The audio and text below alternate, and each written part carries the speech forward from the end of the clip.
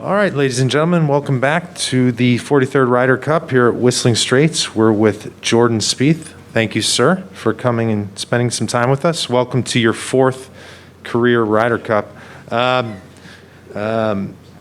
It's been since 2015. You 17 under par, runner-up. What are your recollections of that week? And did that give you comfort as you prepared to come here and represent the United States again?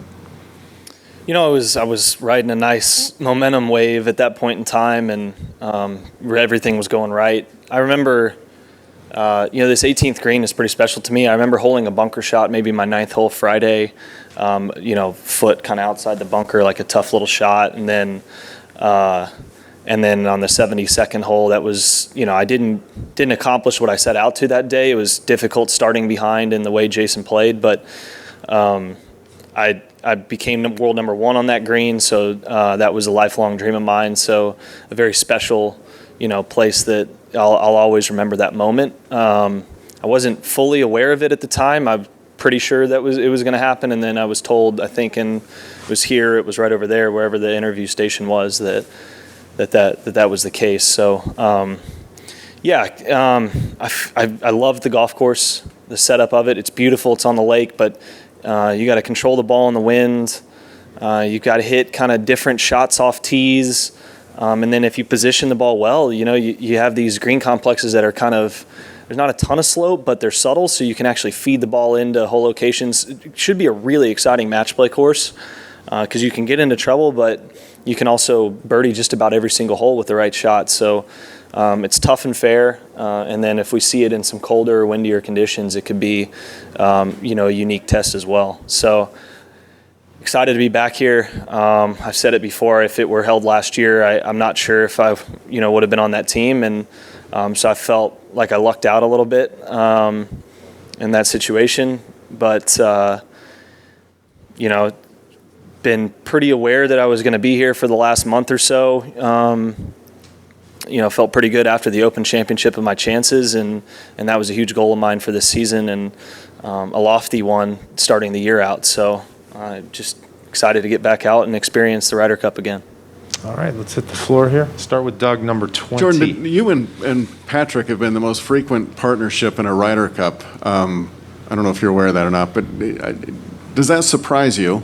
And is that possibly one of the maybe problems that have affected the U.S., that there hasn't been over all the years more frequent partnerships, finding a recipe and sticking with it? I'd have thought maybe Bubba and Webb, but it's interesting. I don't necessarily think so. I think especially with this team, with the amount of first-time Ryder Cup players, it's hard to call guys rookies here, given the experience they have on the world's biggest stage in golf. So I don't really like using that term for these guys, but it's a wave where, I was talking with Justin about it. We've known everyone on this team since grade school except for Dustin and Tony. And it's pretty special. So you have a camaraderie. It's kind of more of like a really light setting. We've known, guys have known each other for a long time. And so I think that statistic, to answer your question, will probably start to not be the case going forward. I think you'll start to see some pairings that guys find a lot of success in and continue for a number of years, given the average age and the caliber of players that are on this team. Go across to number 4, Mark. Hey, how you doing, Jordan? I just, with regard to Lee, Westwood, and Sergio, two of their veterans, what's your level of respect for what these guys have done over the long amount of time in this competition? You being here with your fourth, and these guys are, having played so many. I'm just kind of curious what your level of respect is for what they've done. Yeah, I don't know their stats. Obviously, they've won 9 of the last 12 Ryder Cups, but I don't know individually. Clearly, they've had a lot of success. But first off, to be able to play on the amount of teams they have year in and year out shows the consistency of high-level play that they're able to have. And then I played Sergio in 2016 in a match with Patrick versus Sergio and Rafa, and it was a good alternate shot match, went back and forth, and we had a lead that squandered, and then Patrick made a nice 4-footer to tie, 5-footer to tie the match on the 18th, so it was a good match. They're just really good players, and they very much are very proud of where they come from, and it shows in this event via what I've seen on TV prior to playing, and then playing against them on teams. So the fact that they've both been playing the caliber of golf they've been playing this year to make this team with the experience they have makes them very dangerous. And you step on the first tee and you're going to play two of the best players in the world, play against two of the best players in the world regardless. And on Sunday, a match against one of the best players in the world with they have extra incentive, we have extra incentive. So it's probably very helpful for them to have them playing really well and the experience, but I'm pretty excited about the idea that we've got youth and fire kind of on with the guys in our locker room. Let's go 13 and then 7. 13, Rex? Jordan, way back here. I know you don't like to use the term or refer to them as rookies on the team, but if any of them did come up to you this week and ask you to kind of explain the atmosphere on the first tee or how to handle that pressure, I guess, what would you tell them? Well, I kind of have to a couple of the guys,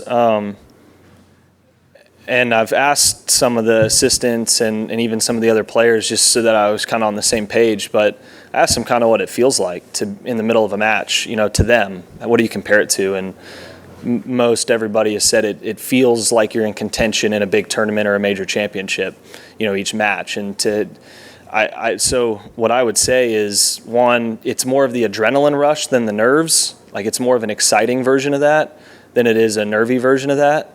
And embrace that, because you don't really get that opportunity but once every couple years. And then two, given that, you get to learn a lot from this event. You learn what you do well, but then like this tournament has propelled me into really good seasons the next seasons after I've played, given you get that kind of experience all how many, maybe it takes 2 or 3 years if you're playing really well to have 4 or 5 times you're in contention at a major, but you get to do it, 3, 4, or 5 times this week.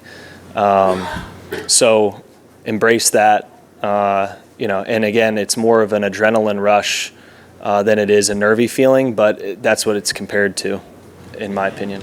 7? Granted, we're playing next to a lake and not an ocean, and the rough won't be super long this week, but visually there are some similarities between this and some courses overseas. And I'm just curious, you mentioned having to flight it in the wind and kind of using some slopes. Where do you put this course on the sort of continuum from, I don't know if Hazeltine or Valhalla is one end of the spectrum, and like a proper, like an open championship layout is the other? Where does it rank? Yeah, it's an American links, isn't it? It's played from the air though. You're not bouncing balls up to these greens. It's played from the air, but you also have to hit shots versus driving range shots. You have uneven lies that you have to work maybe against them or with them, hold wins, ride wins. So I think it's an American links. I don't think that. We had Americans finish 1-2 at the Open Championship this year. I don't really think that it makes that much of a difference on the style of course. I think, our team, our captains and Strick and the vice captains are trying to, figure out ways that maybe fit the players specifically on our team as far as rough cuts and fairway cuts, where they are, and green speeds and firmness and that kind of stuff. But, it's an aerial links, so you still have to play very similar golf to what we experience on the PGA Tour for the most part. Back here, number 25. Jordan, what benefit, if any, do you think the whole team coming here ahead of time, what was the benefit of that? And secondly, who's the best ping pong player on this team? I was curious ahead of time, to be honest, about how it would be, and I thought it was extremely beneficial. I thought the commitment of guys to get up here was cool, and then it was very light. We were messing around. We were hitting shots. We weren't really like chipping and putting to all the pins. It was more, let's have some fun and play a match with each other, and just kind of see, get our feet on the ground, see the grandstand, see the setting ahead of time, so that when we arrive today, you're not kind of taken back. You've already been here. Feels just a that little bit more comfortable. We haven't, we've only been here one night. I think everybody was kind of getting settled. I think Bryson and Berger were the only two that played, and I think Berger bested Bryson. I don't know how it ended up for the night, but I think he got him at least the first two matches. All right, we have room for a couple more. Number 8. Jordan over here. Sorry. There. Hey, Sorry. the last few times Stricker has spoken to the media, he's hit the point that his goal is to out-prepare. Preparation, that seems to be the key word. He is your 4th captain. Have you been impressed with that element of his captaincy, and do you feel that what he's saying is what he's doing in terms of this hardcore preparation? Yeah, it sure seems that way at this point. Yeah, I mean, for having one practice session and being here half a day, I did a couple hours. Some of us came out here for a little bit yesterday. For them, for every meeting that we've had and everything we've talked about, it seems, wow, these guys, we didn't even need to have a practice round, and they've got a lot of it figured out. So, I think Strick would tell you it's a team effort with his vice captains, and there's a lot of experience on that board for us. And, so we go out there and try and hit the shots, and wherever they put us and how often they put us there, we're trusting in them that it's at our best interest, but they're also very open to this team to voicing their opinion to them. There's no, ego with Strick. He's very much, he'll listen to anybody about anything if you're comfortable in a setting, if you're not, and I think he's made the rest of the team feel that way ahead of time. So certainly I think things can adjust, but as far as how prepared you can be on Tuesday for a Friday start, I would say it's probably the most that I've seen in the 4 cups. Okay, we're going to put a wrap on it with number 9. Back right again. Being one of the guys who've done this a few times, what are your general feelings on having a set plan? You're playing this time with this person. Here's kind of mapping it out versus deviating from that or adjusting on the fly. How do you kind of feel about those things? I've not been in a setting where there's been an adjust on the fly, so I'm not maybe the right person to ask that question to. I've started in the same pairing. I've finished in each of the cups. Certainly there's adjustments to be made. I think there's, that's hard for me to speak to. That's really what the captain's and the vice captain's job is, where do we react and where do we, keep our game plan. So it's hard, again, for me. I've just assumed I'm going to go out, try and win that first point and roll from there. And it's worked the last few, and I don't see why that should change from my point of view. And I think it's really just, that's more of how they can speak to it. But I've not, a President's Cups, I've, mixed and matched throughout a tournament, but not in a Ryder Cup. You'd be comfortable if it was, in between matches, whatever. We're gonna switch things up on the original plan and do this. Sure, I'd figure they've, while we were playing, they have a reason for it, and whether it's statistics to back it up or it's feel off of watching what's been going down, because you only know what's going down in your group. So you got to be prepared to play them all, but expect to be watching as well and trusting they want people rested for Sunday. So, we know the Euros typically have a different strategy. They're going to play probably 4 or 5 guys, 5 matches regardless. And some of the other guys will probably play, 2 or 3. And you expect to see the same guys out that we've seen for a number of years now, 5 times. And that's probably, we've got a lot of depth, and both teams have a lot of depth, but I think we're going to rely on the youth and our depth to potentially, strategize a bit. Jordan, thanks for your time. Thanks. Enjoy your day. Thank you.